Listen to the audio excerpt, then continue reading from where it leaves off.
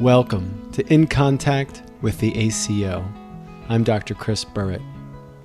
You can connect with us and learn more at adifferentkindofpsychiatry.com or orgonomy.org. I can't think of a single person who isn't affected by the coronavirus pandemic. There perhaps was never a time in recent memory when everyone was talking about the same thing like we are today. There's a lot of information from all directions about what's going on, what to do, and what will come. In hopes of bringing some clarity and sanity to the situation, the ACO would like to share some of its knowledge and its members' perspectives. What follows are words from the doctors of the American College of Orgonomy. Hello, I'm Dr. Christ. In all my years as a therapist, I've never experienced anything where every one of my patients is talking about the same thing as much as they are with the COVID-19 pandemic, not even 9/11. And what I've seen is that each person reacts in exactly their typical way. It's just more exaggerated. In the face of all the uncertainty that we're experiencing, every patient seems to respond with their own character. And I've noticed the spectrum between ostriches who stick their heads in the sand to Chicken Littles who run around in a panic, as if the sky is falling. And each person reacts in their own particular way. And one of the surprises to me was to realize after all of my working on myself how much I discovered I'm more of a ostrich than I realized. My tendency to want to just observe and observe nature has been deep in me, but in the face of an emergency situation, I can't afford to do that. And so it's taken people around me to help me see that. So one of the things that I've realized that I would like other people to be aware of is that this situation gives every single one of us an opportunity to look at ourselves because it's brought our characteristic tendencies to the fore. And we have an opportunity to really learn more about ourselves as I have about myself. And I hope other people will take this opportunity to do the same. Hello, this is Dr. D. Apple. One thing that has really struck me during the current pandemic situation is how much more time I'm spending on the computer. I suspect a lot of us are. I'm seeing patients online, attending virtual meetings at work and with friends, doing administrative tasks and record keeping, and responding to more emails than ever. I have observed that this is having a deleterious effect on my eyes and my vision, at least temporarily. My eyes feel tired, and I cannot focus on things when I look away from the computer. There are a number of reasons for this, including the energetic effects of the computer screen and the effects of staring at a small, restricted area of focus for unnatural amounts of time. Our eyes do not usually function in that way. This is a problem, even beyond my eyes and vision. It seems that if we can't see clearly, we may also have more trouble thinking clearly. Here are some things I have discovered that have helped. As often as possible after time on the computer, splash your face with lukewarm and then cold water. I also suggest going outside, moving around, going for a walk, looking at the colors and edges of things, and looking at things in the distance. Watch the birds flying from tree to tree. Follow that hawk as it soars higher and higher in the sky. Or just watch the clouds as they move or pass by. Watch the wind blowing the trees. And especially on a sunny day, with eyes closed, of course, expose your face and eyes to the energetic warmth and light of the sun. I have also found a soothing remedy for the eyes at the end of the day, when finished using the computer or watching TV. Dissolve a bit of sea salt and baking soda in a bowl of lukewarm water.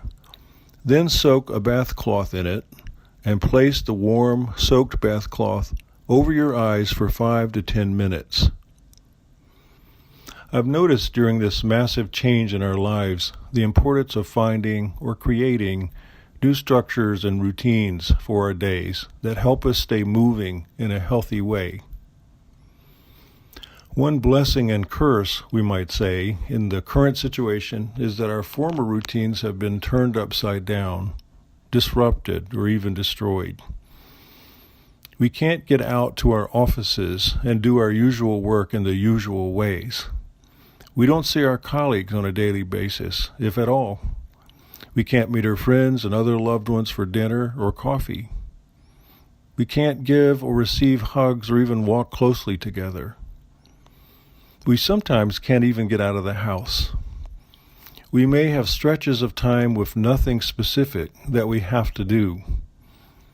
It might seem there's no structure or routine to our lives, but more than enough time to worry or be anxious about things. For some people, such as many adolescents, this may be the first time in their lives that they've had an opportunity and challenge to figure out their own routine, what works for them to feel engaged and good about their day and themselves. They have a chance to struggle with and figure out questions such as, what works to get you up and moving? Walking? Walking the dog? Riding your bike? How much sleep do you need to feel well? What time works best to go to sleep and get out of bed in the morning? Am I eating in a healthy way? Getting enough exercise? When am I most prone to feeling uneasy or anxious? Am I watching too much TV or news about things that upset me? Paying attention to how we feel and finding ways to regulate these things ourselves and other things such as our mood and need for having social contact with others is especially important during these stressful times. I often say to patients, especially adolescents, that structure and routines are one natural antidote to anxiety. The feeling of being organized in disorganized times brings a soothing sense of well-being and pleasure. Try it and see for yourself. Hi, I'm Dr. Ed Chaska.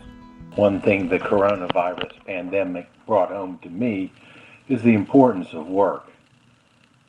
I love my work and I would hate staying home and not working. Fortunately, I continue to be able to see patients, but I see most of them by FaceTime or through the computer. A lot can be accomplished that way, but there is something missing, the subtle interplay between doctor and patient that we call contact gets distorted. After seeing several patients in person, I may feel tired, but I am also often elated. Looking at a computer screen for hours a day leaves me drained and numb. Each day, as the estimate of the number of deaths that the coronavirus will cause gets revised downward, I'm hopeful that we will soon be back to work. And it begins to seem more likely that the greatest damage the pandemic will do is to our economy and to our work life. Hi, this is Dr. Jackie Bosworth. Ever since 9/11, our society has been living with a sense of heightened fear. COVID-19 is yet another horror that appeared suddenly out of the blue.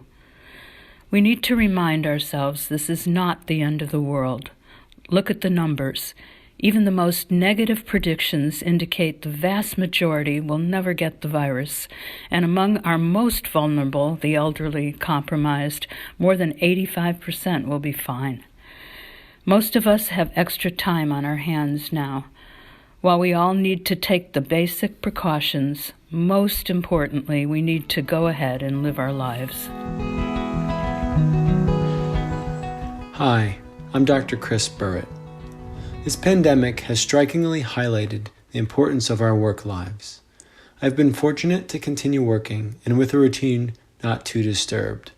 But when I'm working more on the computer rather than in person, or doing administrative tasks from home for another role, I've noticed myself feeling uneasy and frustrated. I'm just not satisfied with my work in these circumstances. I found myself having to do more to obtain satisfaction. Sometimes that includes extra chores around the house or for other projects I'm interested in. Work is more than a way to earn a living. It is a biological necessity, and when one's work impulses are blocked or thwarted, frustration and anxiety often comes up, on top of all we feel about this pandemic. A patient of mine had his life turned upside down when his part-time positions were completely gone overnight, secondary to social distancing guidelines. Having savings, he didn't need the money immediately to pay the bills, but his role in the world had just disappeared. For nearly 2 weeks he was depressed, anxious, and feeling helpless. Often he shifted between shutting down and panic. He was afraid of the coronavirus more than anyone else I knew. Things changed, however, when he learned of opportunities to do work online and pursued them. His mood lifted, his anxiety lessened. In fact, he was able to face the anxiety of the pandemic itself better now because he could discharge energy into his work processes. Still rationally aware of the seriousness of the pandemic, he was no longer panicked, and he took appropriate precautions without becoming overwhelmed. I've seen students and patients with greater difficulty finding productive work have a harder time managing their feelings generally and about the coronavirus pandemic. My advice was given to me by my mentor. Do your work. Just do your work, whatever it is. If you've had your job changed or if you've lost it, do whatever you can to perform work that satisfies you. It may be physical labor, writing, performing, or caring for others. Do your work. I am Dr. Virginia Whitener. I notice people are feeling stifled, but they respond differently. Take care of yourself, and do this by getting down to business and doing your work, whatever it is, in whatever way you can safely do so. People are being creative. And get outdoors. Anxiety dissipates better outdoors. If you can walk, you will breathe more fully, and that helps lift the feeling of restriction. While walking in your neighborhood, maybe you'll see neighbors more vulnerable than yourself, and you can offer to pick up something at the store for them or otherwise help out. You can also pick up trash in the neighborhood. All of this, of course, while using appropriate protection. Hi, this is Dr. Susan Marcel. One observation I have made during this pandemic is the dramatic increase in screen time we all have. Everyone is on their computer, their phone or tablet for work or for the news, and trying to stay connected with coworkers, friends, and family. I've seen and heard some individuals watching hours and hours of news reports, which increases their anxiety. One thing I might suggest is for someone to step away from their screens and take a deep breath. Maybe go outside, stretch, move your body. Maybe take a walk and really look at the sky and at nature. And maybe ask yourself a question like, what can I do to take care of myself right now, even though I might feel anxious? Hello, my name is Dr. Dale Rosen. The corona pandemic has disturbed, for all of us, the normal cadence and structure of our lives. It has interfered with our work, relationships, schooling, and in some cases with our very health. My patients have told me that everything seems upside down as the days move forward. We may all feel uncertainty about the future in so many ways. I feel these things too. With all this taking place in our homes, our communities, our nation, and our world, people are deeply shaken. People have told me they feel emotionally raw, that this brings out the best and the worst in them. Here I'd like to speak briefly to the moments when this pandemic may bring out the worst in us. People tell me they find themselves saying things to their spouses, children, parents, friends that they might not otherwise say. My impression is that the upside-downness of our lives in the pandemic shakes up the normal ways that people tolerate and process their feelings, their emotions. Even ways they hide them no longer work as well. And then emotions that are just under the surface, that might otherwise be held back or even forgotten, begin to leak out, first a drop here, a drop there, later maybe more. And then people who desperately need each other in this difficult time end up pushing loved ones away. The best advice I have found I can give my patients and myself is to know that this will happen. And when someone you love reacts in an uncharacteristic and perhaps harsh or hurtful way, know that this is what is happening to them. And then, in my opinion, the best thing you can do is to react by not being reactive and kind. Instead, see if you can listen to them, hear them out. You don't have to interpret what they're saying, agree or disagree with it. Rather, just listen with the awareness that this is part of the phenomenon of the pandemic. Let them get it out, which will work best when they know you are hearing what they say without judgment. Wait until they run out of steam, with you just being there, listening. And you'll see their shoulders relax and come down, their faces look less drawn, and you may hear and see them sigh with relief as you just sit there, understanding them and listening. And perhaps, if the time is right, they'll be able to do the same for you. Thank you for listening, and I wish you all good luck and safety.